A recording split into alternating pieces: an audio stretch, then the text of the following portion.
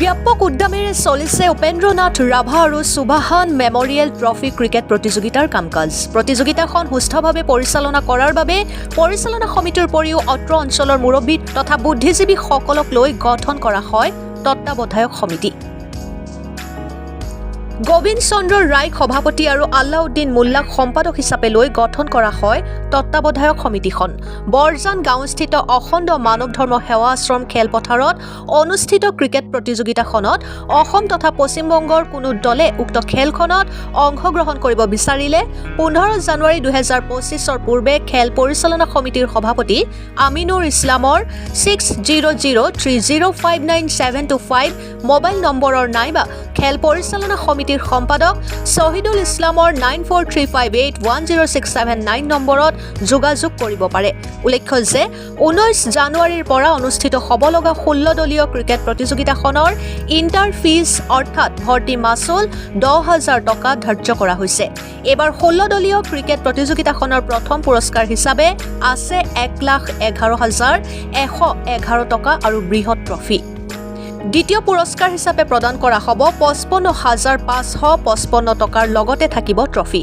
প্ৰতিখন খেলতে man of the match 500 টকা আৰু ট্ৰফি দিয়া হ'ব।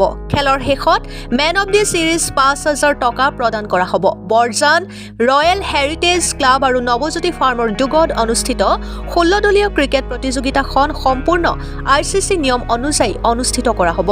উক্ত প্ৰতিযোগিতাখন সুস্থভাৱে পৰিচালনা কৰি নিয়াৰ বাবে জাতি ধৰ্ম নিৰ্বিশেষে সকলোৰে সহায় সহযোগিতা বিচাৰিছে আয়োজক সমিতিয়ে।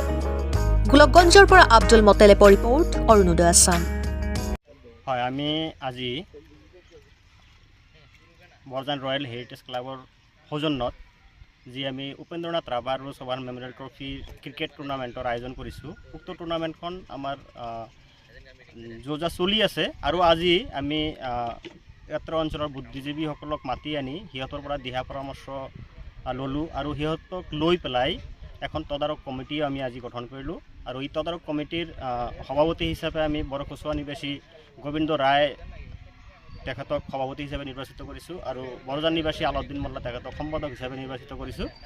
আৰু আমাৰ খেলখন অহা আপোনালোকে ইতিমধ্যে গম পাইছে যে 19 জানুৱাৰীৰ পৰা আৰম্ভ হ'ব আৰু আপোনালোকে আমাৰ এই খেলখন মানে সুস্থভাৱে পৰিচালনা কৰিবৰ কাৰণে আপোনালোকৰ পৰা সহায় সহযোগিতা কামনা কৰিছোঁ।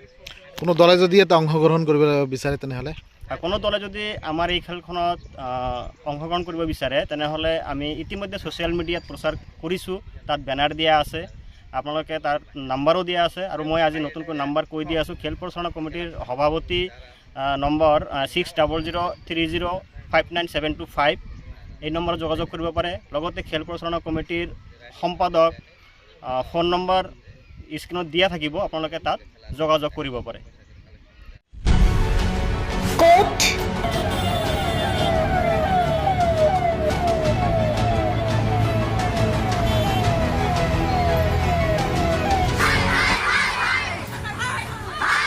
কিয় কেনেকৈ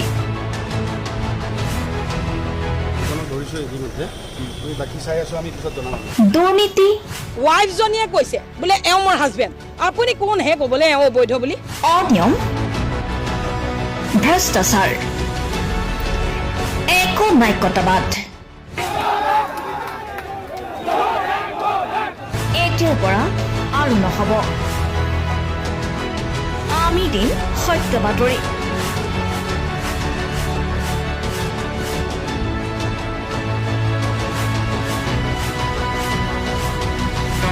নিজকে সংস্থাপিত কৰাৰ বাবে শুদ্ধ ৰূপত নিৰ্ভীক নিৰপেক্ষতাৰে আমি সাজু। অসমৰ উন্নয়নমূলক যাত্ৰাই আজি এক নতুন দিগন্ত ভৰি দিছে। অসমৰ ৰাইজৰ পৰা আমি সদায় আশীৰ্বাদ বিচাৰোঁ। আমি এনেকৈ যাতে আমাৰ জননী জন্মভূমিক সেৱা কৰি যাব বিচাৰোঁ। অৰুণোদয় অসম, নিৰ্ভীক নিৰপেক্ষ।